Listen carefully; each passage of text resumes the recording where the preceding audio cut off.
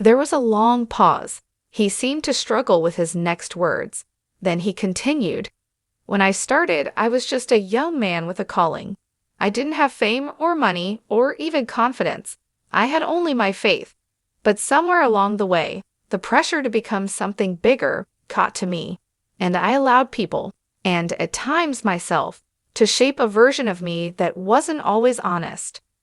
He explained that some of the stories he told about his past were polished, not completely false, but adjusted to sound more inspiring, more powerful, more marketable. He admitted that parts of his public image were carefully crafted to attract followers and grow the ministry.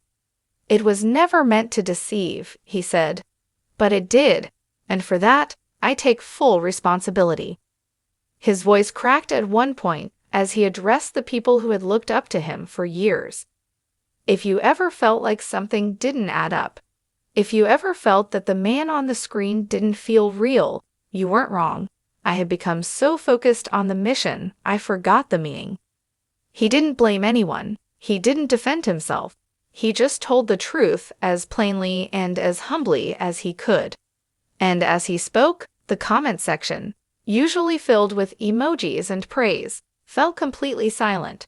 No applause, no shouting, just stillness.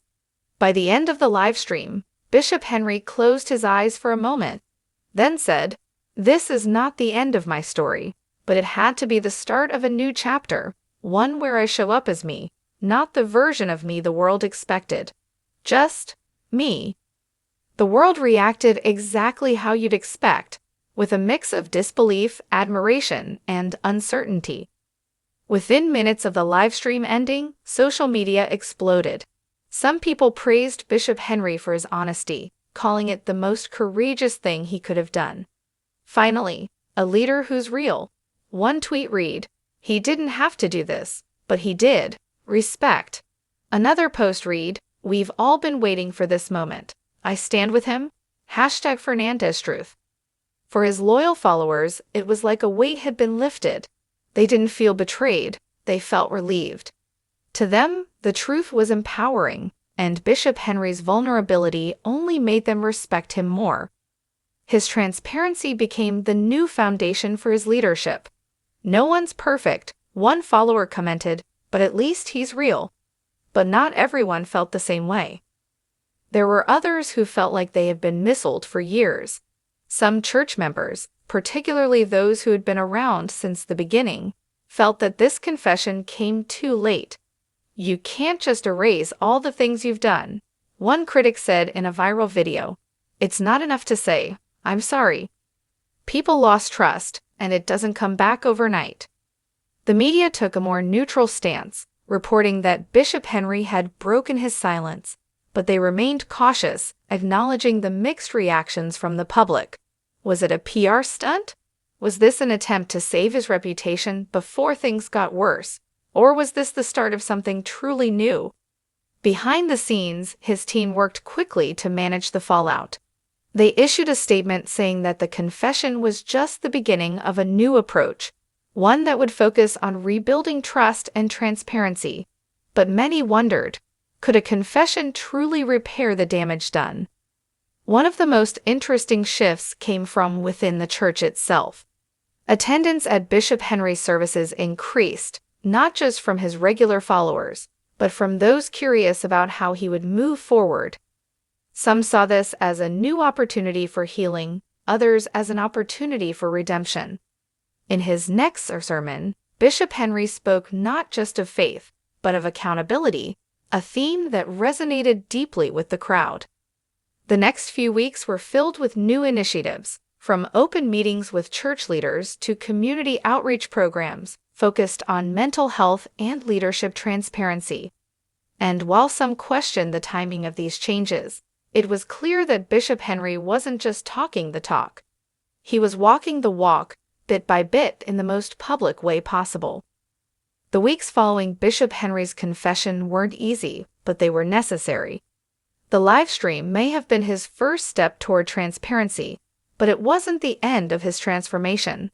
It was only the beginning of what would become a much deeper shift, not just in how the world saw him, but in how he saw himself. Bishop Henry made it clear in his next public statement, "I've spent too many years trying to be someone I wasn't. I've spent too much time hiding behind a carefully crafted image, and now it's time for something real." It wasn't just words anymore. He was serious about this new chapter, and he meant to prove it. He began to speak more openly about his struggles. It wasn't just about admitting mistakes. It was about facing the parts of himself he had ignored for so long. Bishop Joel Tudman stood calmly at the front of the church. It was a peaceful Sunday morning, and the whole church was filled with a gentle sense of calm and warmth. People were seated quietly, their faces showing soft smiles, ready to receive the message. Bishop Joel's steps were steady and confident as he approached the microphone. A warm smile spread across his face as he greeted everyone. "Good morning, brothers and sisters. It's truly wonderful to see each one of you here today." His voice was friendly and sincere, making everyone feel as if he was speaking to a close friend. To lighten the mood, he added with a chuckle, "I hope you've all had your coffee this morning, otherwise sitting through the sermon might get a little tough." The congregation let out a gentle laugh, and for a moment, the whole room felt relaxed and connected. Everything seemed calm, perfect, and ready for a strong, uplifting message. As Bishop Joel began his sermon, there was a noticeable change in his tone. Though his words flowed clearly, those paying close attention could see a flicker of hesitation in his eyes. His voice, usually steady and strong, wavered ever so slightly, and his usual bright smile was replaced by a softer, more serious expression. The sermon's topic that day was carrying what no one sees, and from the start, his words carried a weight that seemed deeper than usual. Sometimes he said quietly, "The heaviest burdens are the ones no one can see. Even the strongest among us carry hidden struggles." His message was simple, yet it held an unspoken pain that hung quietly in the air. Though he tried to maintain his usual energy, it was clear something was troubling him beneath the surface. The congregation listened closely, sensing the depth behind his words, but unsure what exactly was happening. As Bishop Joel continued speaking, the mood in the church shifted. His voice grew softer, and there was a pause that seemed longer than usual. He looked down for a moment, as if gathering courage. Then, with a quiet but steady voice, he said, "I wasn't planning to share this today, but I feel God is asking me to be honest with all of you." The congregation fell into a hushed silence, every ear tuned to his words. He took a deep breath and opened up about something deeply personal, a recent loss that had shaken him to his core. "A few weeks ago, I lost someone very close to me," he said, his voice catching slightly. "It's been one of the hardest times in my life. I've struggled with feelings of sadness, confusion, and even anger. But through it all, I've been learning what it really means to lean on faith." As he spoke, you could see the raw emotion behind his words. His hands trembled slightly, and for a moment, his strong facade cracked, revealing the vulnerable man behind the title. The church was completely silent, the congregation holding their breath, moved by his honesty and pain. It wasn't just a sermon anymore. It was a real moment of shared human experience, a reminder that even leaders have struggles and need support. Bishop Joel paused mid-sermon, his eyes briefly closing as if fighting to hold himself together. The usual confident tone softened, and a heavy silence settled over the church. For a moment, no one breathed. Then, looking up slowly, he spoke with a quiet honesty that caught everyone off guard. "I wasn't going to say this today," he began, his voice shaking just slightly, "but sometimes God asks us to be real, even when it's hard." He took a deep breath, steadying himself, and continued, "A few weeks ago, I faced something that I thought I was prepared for, but I wasn't. I lost someone very dear to me, someone who meant the world to me." His voice cracked, and his eyes glistened with tears. "This loss, it shook me. It made me question everything. I found myself sitting alone at night, asking why, feeling lost and overwhelmed."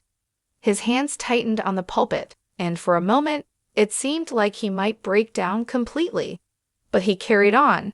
I want you all to know that even those who stand up here, those who preach faith and strength, we too have moments when the weight of pain feels too much. The congregation sat in stunned silence, sensing the deep vulnerability pouring out from their leader. The bishop's honesty was raw and real, breaking the barrier between preacher and people. He wasn't just telling a story, he was inviting everyone into his own struggle, reminding them that faith isn't about never falling, but about how we rise when we do. As Bishop Joel spoke those heartfelt words, the emotion that had been quietly building inside him finally broke through. His voice trembled, and he took a shaky breath. For a moment, he looked down, as if trying to hold back the tears. Then, without warning, he slowly knelt down before the congregation. The silence was complete, almost sacred. He whispered, "I'm tired, tired of always being strong.